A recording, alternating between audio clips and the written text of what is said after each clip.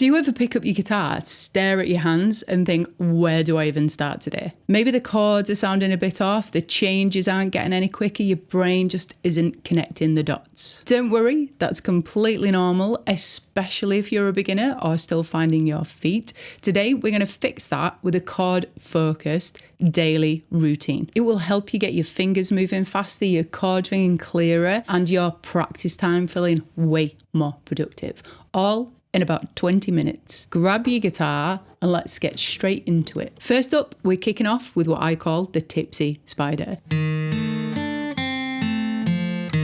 It's a diagonal finger movement drill, perfect for coordination, finger independence, and warming up those chord changing muscles. Let's get our heads and fingers working together. We start with the index finger 1st fret D, middle finger 2nd fret G, third finger 3rd fret B, and with a pick or your thumb, play D, G, B. We then flip the shape, so we play index finger 1st fret B, middle finger stays on the 2nd fret G, third finger is now on the 3rd fret D, and we reverse the pattern from the B, G, and D strings. Start slow. The whole point is we build this from a speed where you're at, so you can get your bearings. Focus on clarity. Repeat it until you have something that sounds even.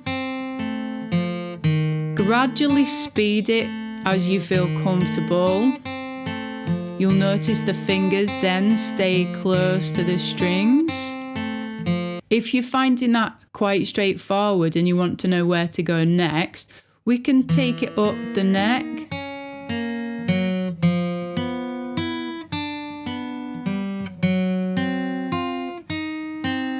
As far as you want, and then back down again. By now, your fingers should be waking up. Now let's visit our essential chords with a 9-chord ladder. E minor, A, D, A minor, E, F, G, D minor, C. We know these are the foundation to unlock a ridiculous number of songs for us. Play through them slowly, listen for clarity. When you get to the F, play the F major 7 or the mini F. Here we go. 3, 4.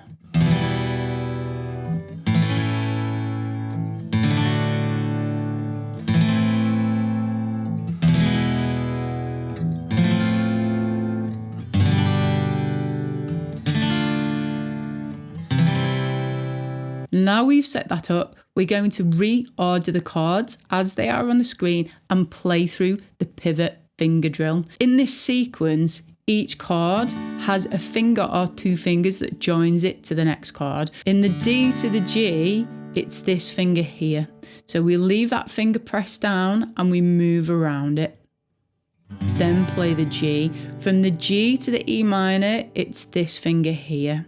So we move around it, we'll leave that pressed down. Play through this with me. We're going to count 4 beats for each chord before we move to the next one. 3, 4. 1, 2, 3, 4. 2, 3, 4. 2, 3, 4. 2, 3, 4. 2, 3, 4. 2, 3, 4. 2, 3, 4.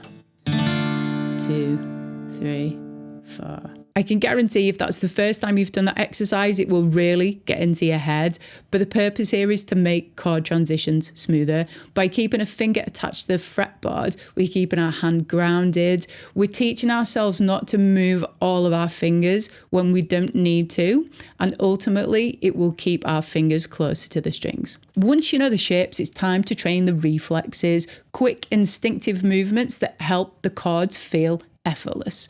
I call this one Chords at Dawn. This one's great fun. We start by hovering over a neutral position. So over an A chord, don't let your fingers touch the strings. When I call out a target chord, for example, C, we jump to the chord, land all our fingers at the same time, and then back to the neutral position. This is training your reaction time, not your speed.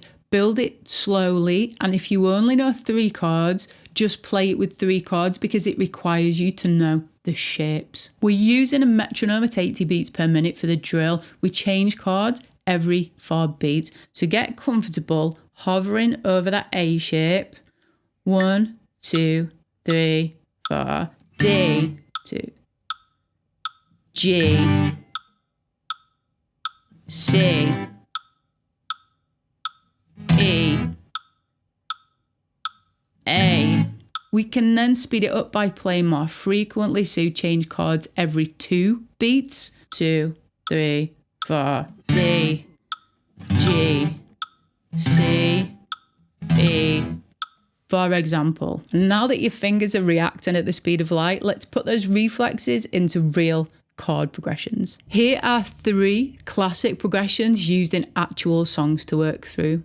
G, D, E minor, C, A minor, F, C, G, and D, G, A. We play this exercise through together. We start with chord progression 1, then 2, then 3. We have a metronome speed of 80 beats per minute. The first time round, we do a single down strum on each chord that lasts 4 beats before we change to the next chord.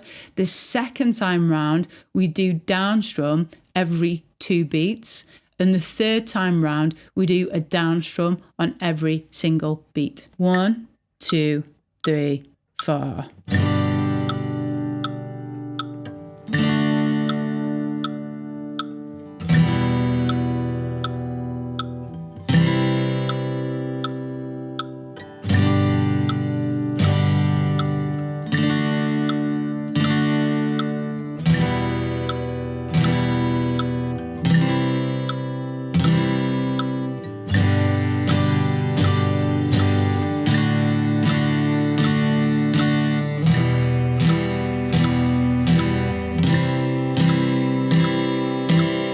Moving on to chord progression 2, 1, 2, 3, 4.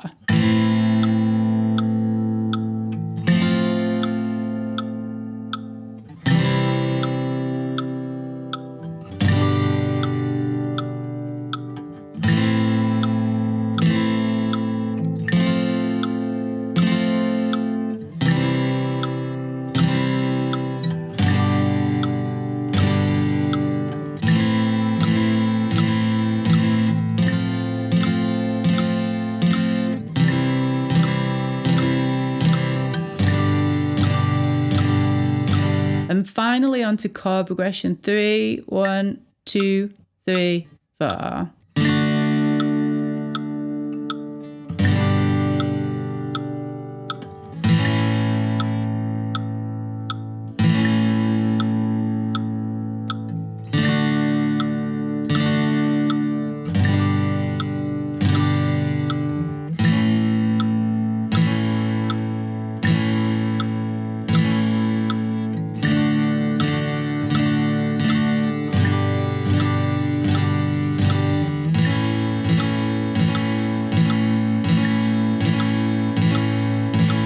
This is where the drills start to feel like music. Increase the speed as you become more comfortable. If you do use a metronome to practice, here's a trick.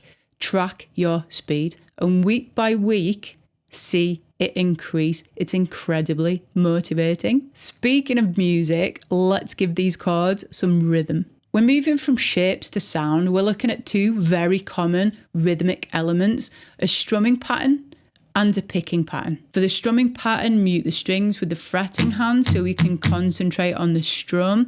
The rhythm is down, down, down, down, up. Counting this in 4/4, we have 1, 2, 3, 4, and. Let's play that through together 4 times in a row. 1, 2, 3, 4.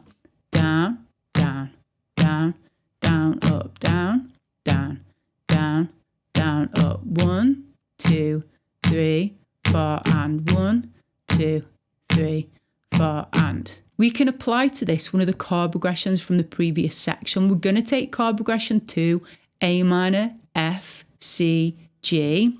And what we're going to do on that final up, we're going to lift our fingers off the chord, and that's when we're going to change to the next chord.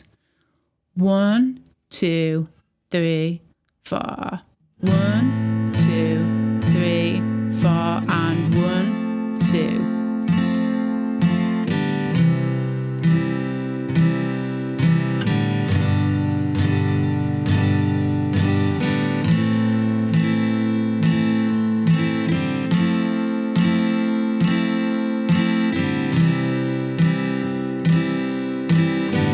One more time round.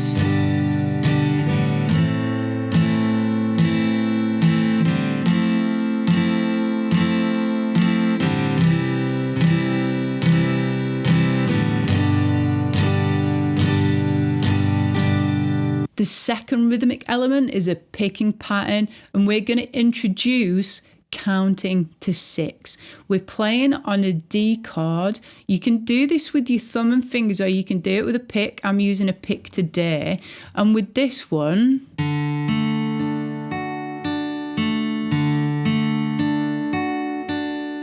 we are playing from the D string downwards. 1, 2, 3, 4. And then we come back to the B string and play up, up on the B and the G. So let's get into a flow together and we'll play it 4 times in a row. 1, 2, 3, 4, 5, 6.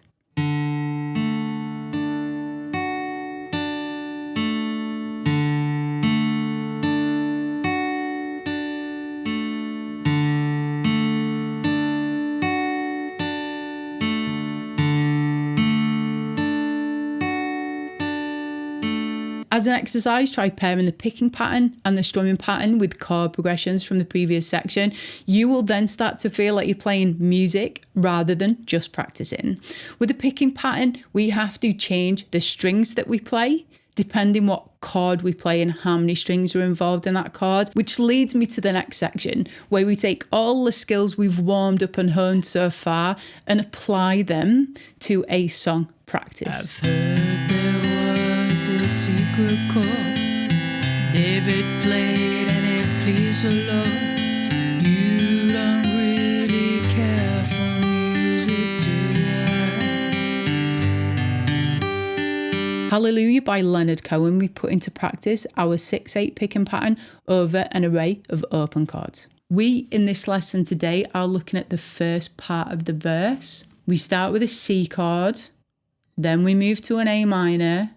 The next section we move to an F, and then a G, and then a C, and then a G. So you start in the picking pattern on the C chord. We play the middle 4 strings, A, D, G, B, G, D. Then we move to the A minor, smooth chord change, just that 3rd finger, same strings. Repeat to the C, stretch the 3rd finger back out. And tuck that 3rd finger in again for the A minor. We jump to the F, keep the 1st finger in place, flatten it down. We drop the picking pattern down a string. So D, G, B, E, B, G. Jump to the G, E, A, D, E, B, G, then back to the C, back to the G. Putting that together in a slowed down sequence, play along with me. 1, 2, 3, 4, 5, 6.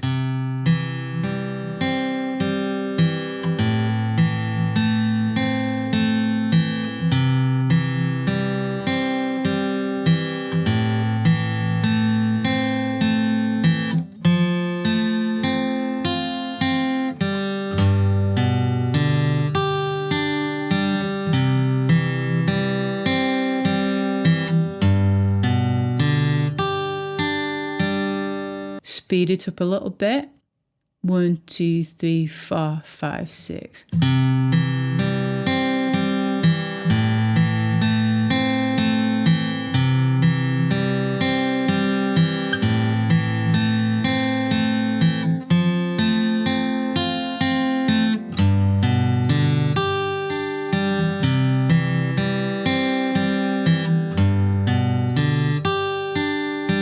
If you've made it this far, you are doing amazing. Stick with me for one final thing, a little bit of fretboard knowledge. We're going to take our chord shapes up the neck. One thing we'll look at today is just how useful it can be if you know some of the notes on the B string. We're not going to look at every single note on the B string. We're going to single some out to break it down a little bit. Fret 3 is a D, fret 5 is an E, fret 6 is an F, fret 8 is a G, and fret 10 is an A. This becomes useful if I play the D chord, the humble D chord, and we're not talking about the open D string involved in this one, the 3 notes that we're pressing down there, that is a D chord. That ring finger is playing a D note. So that's the name of the chord, the root note.